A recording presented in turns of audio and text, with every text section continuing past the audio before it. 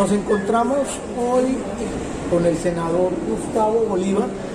El Pacto Histórico nos ha concedido una entrevista para la agencia de prensa Análisis Urbano y seguimos con lo mismo. Vamos a tocar temas que consideramos son sensibles, que la gente necesita conocer qué propuestas tienen un senador como Gustavo Bolívar, qué propuestas tiene el Pacto Histórico, qué propuestas hay para transformar a Colombia. Senador, gracias por darnos la entrevista y obviamente pues agradecemos que nos haya compartido un espacio. Muchas gracias, Fernando. Muy complacido estar en tu medio y bueno, listo a responder las preguntas para que nos escuchen aquí en Antioquia. Bueno, hay una primera pregunta y se la hacíamos al senador Gustavo Petro, el candidato presidencial. ¿Qué hacemos con el tema de la oficina? ¿Qué hacemos con el tema de las autodefensas gaitanistas de Colombia, de los Pachenca? ¿Qué hacer con todo este crimen urbano rural que está en todos los rincones de Colombia? Bueno, Fernando, yo creo que para plantear soluciones uno tiene que estar aterrizado en la realidad. ¿Cuál es la realidad hoy de esta oficina? Pues que la mueve el narcotráfico. El narcotráfico es un negocio muy grande, el tercer o cuarto negocio más grande de la Tierra, del planeta. Mueve, bueno, algunos expertos hablan de 500.000 millones de dólares al año, otros de 700.000. Mientras ese portentoso negocio exista, pues obviamente no hay nada que hacer. Entonces, ¿qué es aterrizarlo en la realidad? Dos puntos. El primero, una política de sometimiento a la justicia, el diálogo judicial del que habla Gustavo Petro, para que quienes quieran legalizar sus vidas a través de penas cortas, entrega de bienes, reparación de víctimas o algo, lo hagan. Con los demás, ¿qué hay que hacer? Pues otras dos vertientes se abren, ¿no? ¿Cómo hacemos una campaña de humanización del delito? Entonces, eso es reconocer que hay una realidad que el Estado no puede cambiar, porque el Estado no puede. Yo incluso estoy terminando un documental, lo estoy editando ya, que se llama La Guerra Perdida. Y el narcotráfico es una guerra perdida, y eso lo tenemos que asumir, y ya lo están asumiendo en Estados Unidos. ¿Por qué se sabe que es una guerra perdida? Porque cuando empezó el narcotráfico, las cifras hoy se han multiplicado a pesar de múltiples y multimillonarias inversiones en dólares y de múltiples pérdidas de vidas humanas. Solamente en Colombia se han invertido 140.000 millones de dólares en la guerra contra el narcotráfico y han perecido, según un derecho de petición que pedimos desde mi oficina, 33.000 personas, de ellas 7.000 militares en esa guerra. Y si usted después de 140.000 millones de dólares y 33.000 vidas desperdiciadas, nota que la producción de cocaína hoy es el doble. En la época de Pablo Escobar se producían 700 toneladas de cocaína, hoy 1.200. Es un fracaso. Los consumidores han aumentado los cultivos ilícitos. Cuando empezó el Plan Colombia, en 1999 había 134.000 hectáreas, hoy hay 200.000, han bajado a 180 y vuelve y sube. O sea, hay más producción, más consumo, más víctimas. O sea que es un negocio que sigue intacto. El consumo mundial ha subido, hoy hay 275 millones de consumidores en el mundo. Entonces, si uno reconoce que es una guerra perdida, ya tiene un principio para poder negociar, y es cómo ordenamos la casa. Primero, política de sometimiento a la justicia. Eso no acaba el negocio. Los que se sometan van a ser un grupo y después van a venir otros dispuestos a arriesgar sus vidas y todo por un negocio fabuloso. Lo que acaba el negocio es la legalización de la droga, y de eso estamos lejos. Estamos dando un primer paso, que ya lo están dando otras naciones, que es la regulación de la marihuana recreativa. En 10 años, ojalá menos, cuando estemos hablando de legalizar la cocaína, ya podemos estar hablando de estar acabando el narcotráfico, pero por ahora no. Entonces, dos cosas, las dije: humanización del delito y la política de sometimiento a la justicia. Y la humanización del delito tiene que ver con que esta gente deje de ser violenta. Es decir, no es darles patente de corso para que hagan su negocio, los vamos a perseguir, obviamente, es el deber ser del Estado, pero sí, no maten a la gente, a la delincuencia común, no roben los elementos de un hospital para que se muera la gente, al atracador, no mate a una persona cuando le robe el celular. Eso es humanizar el delito. A las bacrines y a los grupos al margen de la ley, no recluten niños, déjenlos ser, déjenlos estudiar, déjenlos que tengan otras oportunidades. Y entonces nosotros, si te das cuenta ahí, ya estamos teniendo en cuenta que hay una realidad que a corto plazo no se puede cambiar. Hay un tema que usted toca que es sensible y es el tema de niños, niñas, adolescentes vinculados en el crimen, obligados o no obligados, también es lo que llamamos reclutamiento forzado. Bien. Llega el gobierno del pacto histórico, digamos que ocurre. La oficina, un ejemplo, la oficina hace la propuesta de tenemos 6.000 menores de edad que directa o indirectamente se mueven en torno a este mundo donde estamos nosotros y queremos que regresen. ¿Qué harían ustedes en este momento si dijeran, mire, ahí están los niños, recojan ustedes? ¿Qué haría ahí? Todo lo contrario de lo que, por ejemplo, hizo Peñalosa en Bogotá, o sea, acabar con el Bronx y dejarlos que fueran para otro lado y se organizaran en otro lado. No, esto se hace con inclusión social. Si a nosotros la oficina nos entregara esos 6.000 niños, obviamente lo que hay que hacer es un programa, pero inmediato, para ponerlos a estudiar. Educación gratuita, mirar en qué nivel de escolaridad están, pero que puedan tener una oportunidad, no solamente de educación, sino también de crédito, de emprendimiento, y eso nosotros lo tenemos claro. De hecho, Gustavo Petro implementó algo de esto en la Bogotá Humana cuando fue alcalde. Pero los niños, ¿por qué están ahí? Porque no tienen trabajo, porque no tienen estudio, porque no tienen oportunidades.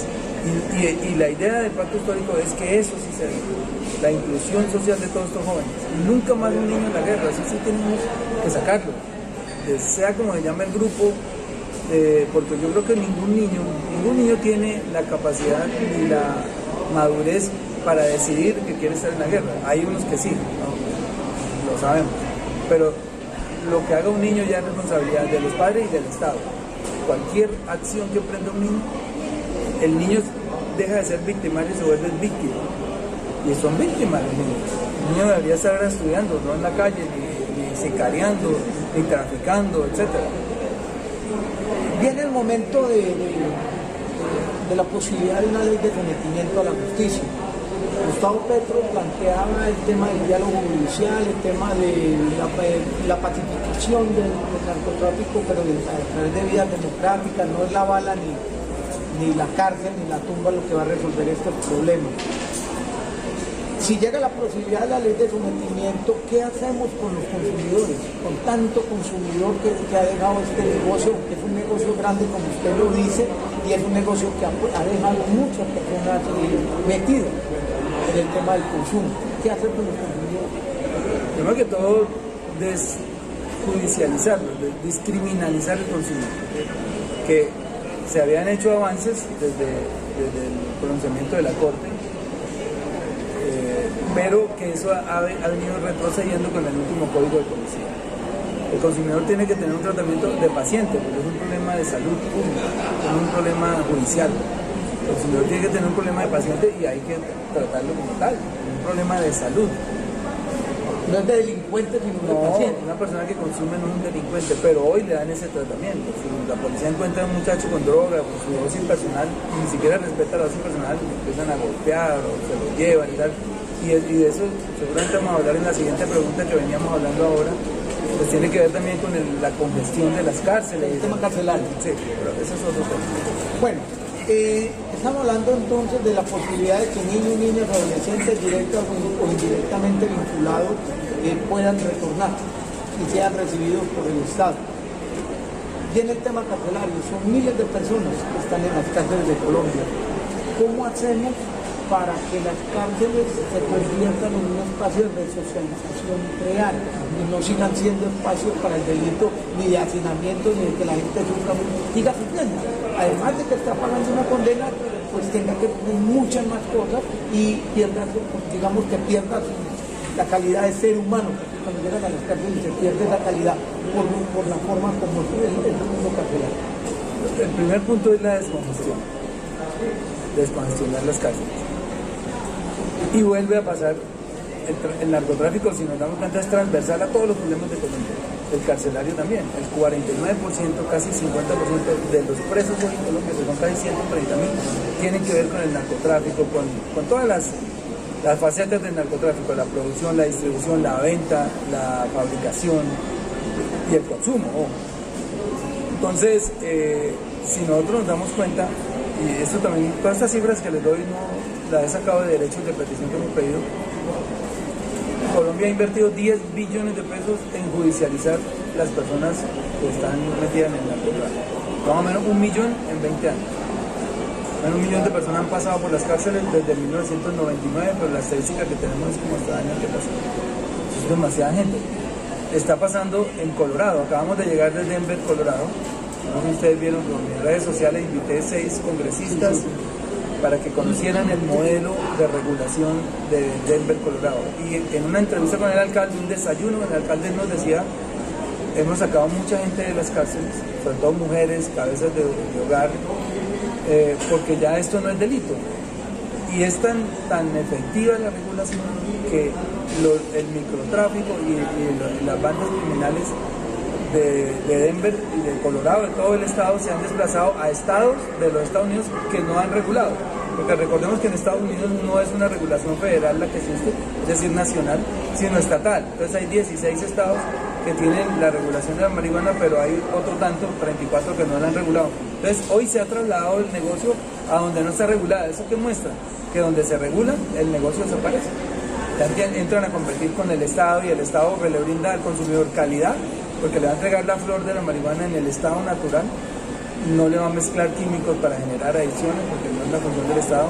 Le entrega el enfoque de derechos humanos también, y es que el joven no tiene necesidad de irse a una olla a comprar el vicio, sino tiene que llega a un almacén con música, con buenos vendedores, con asesoría psicológica, etcétera, a comprar su producto.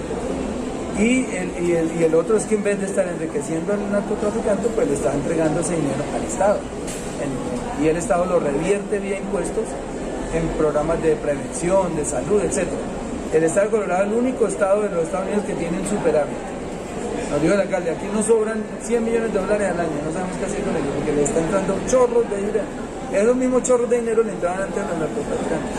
Entonces miren cómo ya la experiencia nos dice que ya hay espejos en los cuales mirarse, que fue distinto a lo que hizo Uruguay, que fue el primer país que reguló y se lanzó al abismo sin saber si eso iba a aumentar el consumo, si iba a aumentar la delincuencia, cuáles eran las consecuencias, pero ya uno las puede medir con lo que está pasando en Estados Unidos, en Canadá y en Uruguay. Ya no entraríamos a la ciega a regular, ya tenemos una legislación comparada, ya tenemos unas experiencias que han tenido ellos, y las 3 conclusiones básicas es: no ha aumentado la delincuencia, no ha aumentado el consumo, y disminuyó, por lo menos en las cifras que nos dieron en Colorado, el consumo en menores, porque el Estado no le vende a menores, el jíbaro sí le vende a menores. A él le vale huevo si tiene 10 años, 11, venga mi billete y toma, el Estado no le vende a menores. Gustavo, entonces tenemos por un lado el tema de la ley de sometimiento a la justicia, lo otro de buscar el tema de la regulación, ¿sí? El tema de buscar de bajar el hacinamiento carcelario. Hay un lugar en Colombia que es en la Casilla Meta, que son granjas y todo esto sobre el tema carcelario. Hay posibilidad de que en un gobierno, digámoslo así, de pacto histórico, se pueda salir de los muros y convertir lugares de Colombia en espacios al estilo Casilla Meta, ya, que son granjas, donde están las personas que han cometido algún delito, que están purgando alguna condena. Sí, eso existe en varias partes del mundo. Eso es parte de la resocialización, porque es que nosotros no creemos en las cadenas perpetuas, ni en las penas de muerte, porque, digamos, el ser humano cuando cae en el delito, muchas veces no es responsable. Y aquí esto me puede costar críticas. Un sicario de 15 años, ¿cierto? Mató a un tipo, sí, es un asesino. Ese sicario hace 4 era un niño que jugaba fútbol en la calle. Y hace 10 mamaba la teta de la mamá. Era un tipo totalmente inocente. ¿En qué momento se rompe esa inocencia y de quién es la culpa? ¿Del niño? No, ningún niño que comete un delito es culpable de lo que está haciendo. Eso es una culpa de su familia y del Estado, que le falló en la educación, que le falló en la asistencia social, que no lo atendió debidamente, y entonces ahí es donde uno dice, hay que meterle cadena perpetua a un niño o le permitimos que se resocialice. Obviamente, me van a salir con casos excepcionales. No, es que lo sacan y vuelve y reincide. Sí, para los reincidentes pues ya se jodieron. Si son reincidentes ya quiere decir que no tienen la manera de resocializarse, pero hay muchas personas que cometen delitos y muestran arrepentimiento, que muestran ganas de volverse a reinsertar a la sociedad, y para esas personas puede funcionar eso, de las granjas. Puede funcionar una política de empleo que incluso les genere a ellos ingresos para la familia. Ingresos para la familia, exacto. Entonces yo sí creo en la resocialización del hombre. La resocialización del hombre. Gustavo, saliéndonos de este tema, hay otro tema sensible. Este año ya van 9 líderes sociales asesinados en Colombia. Hay 10 masacres. Y eso que no sabemos todavía cuántos fueron realmente las masacres en Arauca. Nosotros en un informe especial hablamos de unas 2 masacres. Eso daría una idea de unas 12 masacres, pudiendo ser muchas más. Con ese panorama de derechos humanos terminamos con más de 170 líderes asesinados en el 2021, más de 96, 37 masacres. O sea, terminamos en un tema muy complejo. ¿Qué hacemos para la protección de líderes y derechos para comunidades y demás? Ahora es la posibilidad de transformación en Colombia, la posibilidad de la transformación de los políticos. Estaba buscando aquí la cifra de masacre, pero la tengo de memoria un poco. En la era Duque, hasta la masacre 10, van 250. Se las terminó. 250 masacres. Son 96 el año pasado, 91 el antepasado, 36 en 2019 y unas 17, 18 entre agosto, que es el 19, y el 31, más las 10. Uno más o menos da 250 masacres. Sin contar Arauca. Sí, sin contar las de Arauca, que creemos que pueden ser 3 también. Nosotros hablamos de 2 a 3. Son 27 muertos, pero en diferentes sitios, entonces, digamos, ya la gente sabe que se configura una masacre cuando mueren más de 3 personas en el mismo lugar o dentro de la misma... Bueno. Y los líderes sociales asesinados desde la firma del acuerdo de paz hoy son 1.280 y en el gobierno Duque 849 según mi último conteo. Yo desafortunadamente me especialicé en contar muertos porque llevo esa estadística. Es una aberración porque no es consecuente con la dinámica que traían estas cifras antes. Las masacres de 2017, por ejemplo, fueron 9. Pues mire cómo escala eso a 96, porque uno dice, este gobierno sí trajo la violencia, por lo menos la empoderó.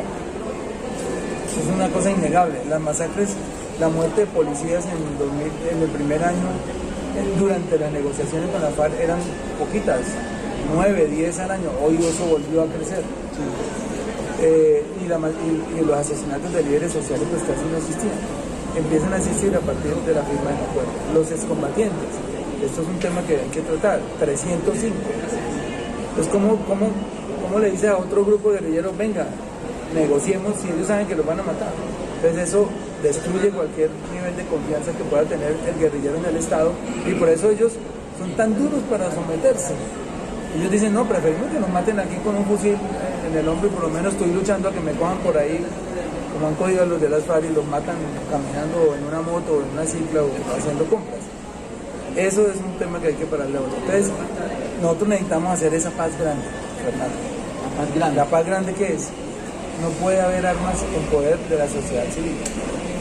Si se las tiene la patrina, la delincuencia común, las guerrillas, los paramilitares, pues eso va a ser un ciclo de nunca acabar. Y lo que dice Gustavo Petro es, vamos a apostarle. No sé si lo logremos, pero la intención está toda de que nos desarmemos. Que enfoquemos este país hacia el turismo, que la buena imagen que tuvo el país en 2017 con la firma del acuerdo regrese. Solo miren, esas estadísticas está ahí, no son mías. Con la firma del acuerdo, al siguiente año creció 30% el turismo en Colombia. 30%, ahí está, y ya disminuyó, entonces ya se desapareció. Si nosotros hacemos la paz, y eso es una noticia mundial, va a venir el turismo porque pocos países, se lo dice alguien que, disculpen la inmodencia, ha recorrido más de 80 países, pocos países tan bellos como este, que en un mismo país se encuentra unos nevados, desiertos, ríos, 2 océanos. Solo 21 países del mundo tienen 2 océanos. 3 cordilleras, esas quebradas tan lindas que tenemos aquí de colores, la selva de la Amazonía. Somos uno de los 7 países que el planeta o Dios, lo que ustedes crean, privilegió con una selva, con una parte de una fracción de la selva de la Amazonía. Entonces esto es para explotarlo, en el buen sentido de la palabra, para que vengan muchos turistas y con ese turismo poder nosotros pagar el déficit fiscal y también reemplazar las divisas que vamos a dejar de percibir cuando hagamos la transición energética, desde la que hemos hablado también, de ir disminuyendo la producción de carbono. Gustavo, en el tema de líderes sociales, ustedes tenemos más o menos las mismas cifras, uno más, uno menos, pero el tema es dramático. ¿Cómo hacer para parar eso en un nuevo gobierno? En un gobierno, nosotros hemos dicho, Colombia necesita un gobierno de transición, que inicie un proceso de transición para salir de la guerra, construyendo lo que llama la paz grande, o la paz completa, o la paz total. ¿Qué hacemos para evitar eso? Primero hay que saber por qué nos matan. Y las causas están ahí. La mayoría de asesinatos de líderes sociales se dan por 4 razones más o menos que se repiten. Los defensores del medio ambiente. Entonces de repente hay una multinacional interesada en poner aquí una central que se llama Hidroituango, entonces los pobladores se oponen, entonces ¿qué hacemos? Masacres, para que vayan y poder comprar esas tierras baratas. Así pasa en todo el mundo, en todo el país. Vamos a explotar oro en ese páramo. Ahí siempre va a haber unos líderes ambientales que van a decir, no, vale más el agua que el oro. ¿Qué hacemos? Maten. ¿No? Entonces, los líderes ambientales son los que están luchando por restituir las tierras que les robaron. Restitución de tierra. Entonces, una familia fue expulsada de su tierra, la compró un político, curiosamente, se la compró al paramilitar, y el fallo de la ley de restitución de tierras dice que esa tierra le pertenece. Cuando va a reclamarla, lo matan. Y hay líderes que acompañan todo ese grupo de personas y a esos líderes los matan. Entonces, restitución de tierra, líderes ambientales y líderes de defensa de derechos humanos. Esos 3 se repiten muchísimo. La persona que está encima diciendo a la policía usted no, o incluso diciendo a la guerrilla usted aquí en mi territorio no se mete, o a los paramilitares respeten, nos dejen vivir, entonces cuando uno ya tiene el diagnóstico de por qué lo matan, pues ya tenemos que ir al diálogo. Por eso es lo importante del diálogo judicial. Y el primer punto, yo creo que inamovible de cualquier diálogo judicial o de política de sometimiento a la justicia es: vamos a generar confianza, demuéstrenos que en estos 6 meses no matan líderes sociales, para empezar a conversar. Vamos a conversar por ahí, déjenlos quietos. Y uno ya dice, bueno, si cumplieron o no cumplieron, si tienen voluntad de someterse o era pura carreta, y ahí toca actuar. Gustavo, hay un lugar que, digámoslo así, hay una cosa sensible que se llama Unidad Nacional de Protección. Muchos dicen que esos son fortines políticos, para pagar favores políticos, todo ese tipo de cosas. Ahí se habla de todo el dinero que se mueve, son más de 400.000 millones de pesos al año. Más o menos sería esto lo que se mueve en el tema de seguridad. ¿Qué hacer con la Unidad Nacional de Protección? Bueno, mire, la Unidad Nacional de Protección tiene tantos hombres como soldados puede tener un ejército de un país centroamericano. Y esto pasa por la violencia. Digamos, si nosotros llegáramos a hacer la paz grande, ¿cuánto dinero se ahorra el Estado en protección de líderes sociales, de políticos, de una cantidad de gente? Solo el Congreso de la República, y esto es una aberración, entrega 600 camionetas blindadas.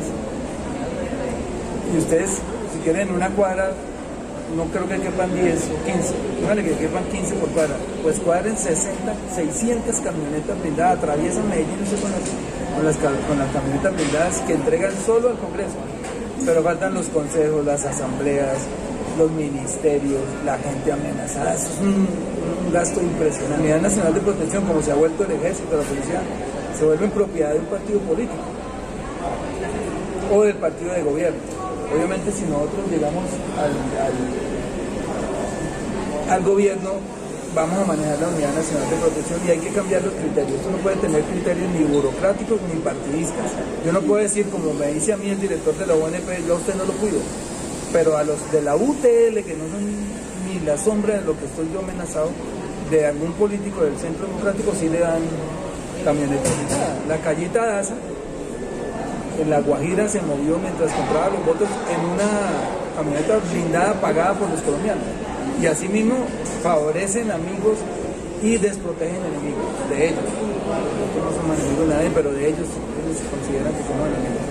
Entonces hay que quitarle ese criterio, hay que despolitizar la unidad de protección, que en estos tiempos de guerra sí es una necesidad, pero también hay que racionalizarla. Yo creo que sobran esquemas, yo creo que hay que mirar caso por caso, particularmente quién sí necesita el esquema y quién no, porque eso hay que bajarle el presupuesto completamente. Gustavo, ya para finalizar, en un gobierno de transición, pacto histórico, hay muchos que creen que ustedes van a llegar al gobierno y van a vengarse del enemigo político, que van a aplicar la ley del talión, que va a tener la cosa así, entonces a ustedes no los vamos a proteger como no nos protegieron a nosotros. O sea, van a hacer así, digámoslo así, el ojo por ojo, llamémoslo así. ¿Qué le decimos a esta gente que cree eso y que le inculcan eso a otras personas? De que esto va a ser el gobierno de la venganza. Miren, nosotros estamos ofreciendo un cambio. ¿Y cambiar qué es? Hacer diametralmente lo que están haciendo hoy quienes gobiernan, o lo opuesto a lo que están haciendo hoy quienes gobiernan. En el caso de estas venganzas, lo que está diciendo Gustavo Petro, y lo dice con toda sinceridad, es: si queremos hacer la paz grande, tenemos que involucrar en ese diálogo nacional también a la clase política. Si nosotros llegamos con venganzas, pues esto va a ser un cuento de nunca acabar. Miren, si nosotros queremos hacer la paz grande, no podemos llegar con venganzas. Eso es un principio. Pero sí tenemos que llegar con unas reglas, y es la tolerancia. Yo voy a empezar a defender sus ideas, así no las comparta, y voy a respetar sus ideas, así no las comparta, pero usted respéteme las mías, así no las comparta.